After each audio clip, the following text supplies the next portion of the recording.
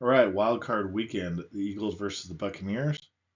So Philly is favored by 3. I'm going to take Tampa. Take the under. I've not really been impressed with Philadelphia for a few weeks now, to tell you the truth. So when I come down here, you just look at this. Their single win to close out the season, their past 6 games, was against the Giants, and they didn't exactly look real good against the Giants either, to tell you the truth. So, uh, uh, and then the model is favoring Tampa Bay.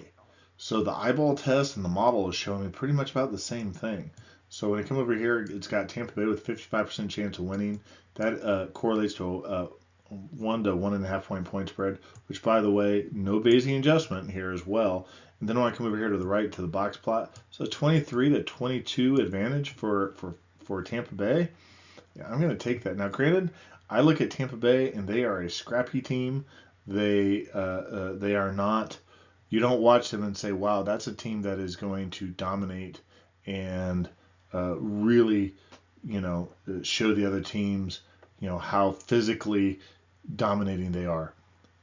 But they find ways to win, and uh, you, you know. Philadelphia at the beginning of the year, I would definitely say was the better team, and you see that, in that first, what's that, 10, 11 games. But in the since then, they have not looked like that team that's begun. Meanwhile, Tampa, they're going to win some, they're going to lose some, but they're going to be in a lot of the games. I will point out that earlier in the year, Philly dominated pretty well. Um, but at the same time, uh, Tampa, they've been able to eke out some wins and keep keep the game largely under control. So let's take a look at some performance charts here. So, like I said, the model is saying it's going to be pretty even. So when I come over here and you look at the passing and the rushing between the two teams, look pretty even. Definitely see that rushing advantage over here for Philly. You have a little bit more passing capability over here with Baker Mayfield, interestingly enough. And then when I come over here to the right, both the teams, I mean, man, if you didn't know any better, you'd think that these numbers were exact duplicates of one another. They look very similar in terms of what that distribution and what the outliers look like. Likewise, very similar when you comes down here, and I can assure you that these numbers are not exactly the same, but they look pretty darn close, don't they?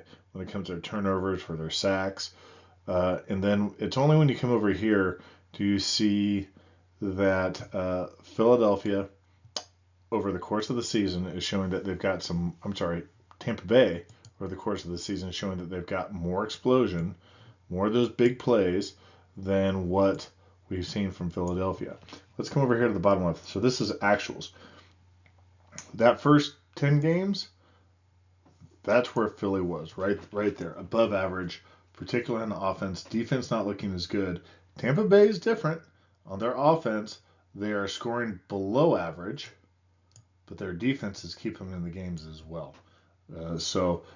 What it looks like is overall, they have the Tampa Bay has just a strong defense, keeping them in the games, and the offense is able to uh, uh, take advantage of the situations and get in the end zone. And by the way, this is one thing whenever I watch. So, for example, I thought the Chargers were horrible at this. They gave up so many points because they wanted to get the touchdown, and instead of taking 3 points when they're in scoring position, they gave the ball away. Uh, Likewise, when I watch Buffalo, it just strikes me how many times Josh Allen pushes to try and get the ball in the end zone and instead throws an interception in the end zone. And that you just can't do that. You're not going to win games.